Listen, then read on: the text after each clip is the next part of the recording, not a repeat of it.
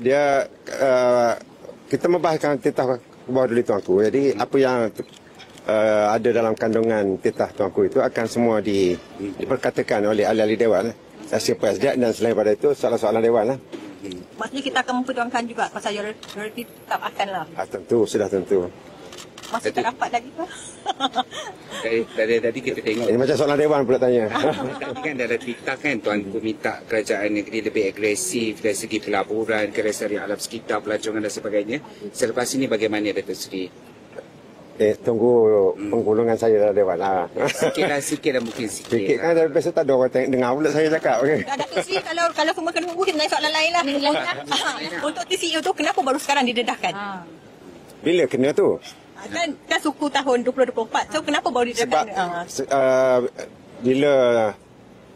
Bila apa tu, yang latest hari tu, bila saya sendiri kena tahan depan orang ramai, jadi saya tak dapat terima lah benda tu.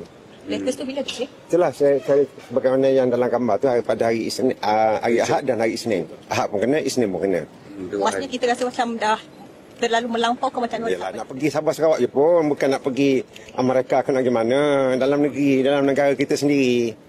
Agak keterlaluan kalau lah. Agak keterlaluan lah. Saya rasa sudah cukup apa yang saya tulis, 18 poin yang saya tulis itu. Okey, boleh baca daripada situ lah. Jadi Datuk Seri mengulas kenyataan KPM sendiri mengesahkan Datuk Seri tidak dikenakan TCO, tetapi TCO itu adalah perkara biasa. Mungkin ianya boleh secara detail boleh disahkan melalui apa tu sebenarnya tindakan terhadap Datuk Seri itu. Macam mana pula TCO itu adalah perkara biasa. Bila saya ditahan, saya kena dapat clearance daripada special branch. Itu biasa ke gitu? Adakah orang-orang lain yang kena TCO pun berdepan dengan benda yang sama? Tidak, mereka bebas je, tak ada masalah apa.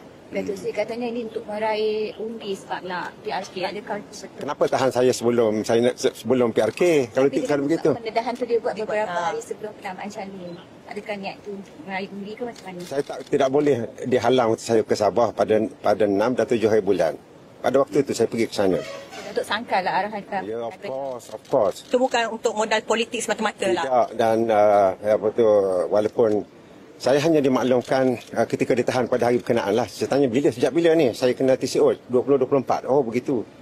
Jadi oleh kerana keluar masuk saya sebelum ini di KLIA, tak nampaklah saya ditahan itu. Kerana saya laluan VIP, ini laluan biasa.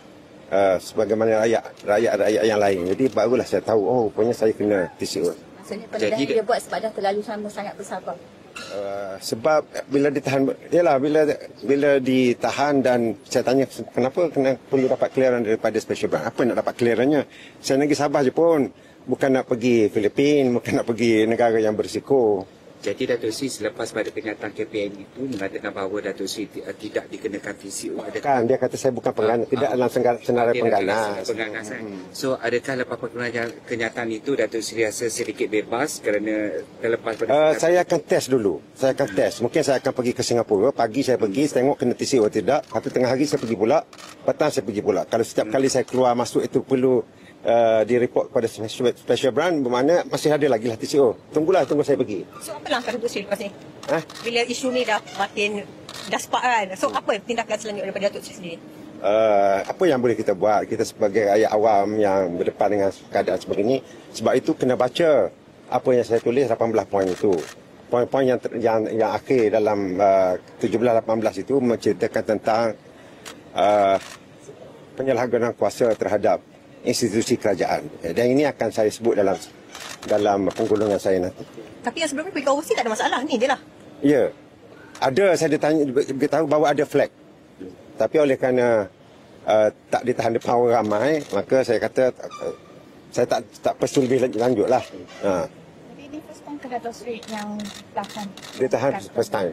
Tapi Datuk Seri ada yang di Facebook tu kata bukan ditahan, hanya diminta tunggu sementara, diorang nak check for the record. Ya, bukan check for the record, dapat clearance.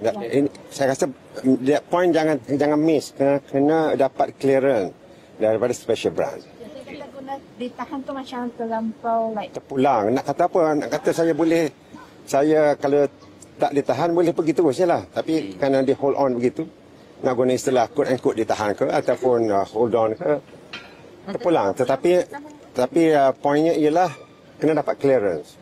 Berapa lama menunggu sehingga dapat clearance tu? Saya pun tak ingat lah. Lebih lama. Setengah jam. Tak sampai lah setengah jam. Apa dia? Okey. Itu guna laluan biasa. Laluan biasa. Sebab saya pergi urusan peribadi.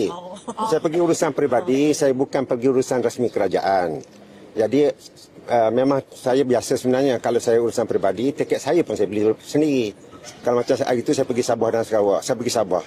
Kerana urusan peribadi, saya beli tiket sendirilah. Dan saya tidak menggunakan laluan VIP sebab saya anggap saya sebahagian daripada macam rakyat jugalah. Yang bila urusan peribadi je lah. Tak ada masalah diorang. Sebelum ni tak ada masalah kalau atas peribadi pergi luar negara ke apa. Luar negara saya dimaklumkan bila saya balik itu ada flagging dalam sistem akhir 2024 tu. Tapi flagging oleh kerana saya saya tidak berdepan dengan pegawai immigration dan tidak beratur depan segala orang lain, jadi mungkin tidak ditahan lah. Tapi oleh kerana ini laluan biasa yang beratur macam orang lain, macam rakyat awam, tahan. Datuk Sri satu lagi. Bila Datuk Sri nak dedahkan seorang lagi ahli pembangkang yang turut dikenakan. Datuk Adli Azmin Ali. Tengok masa sehari dua ni lah. Terima kasih. Okey, terima kasih.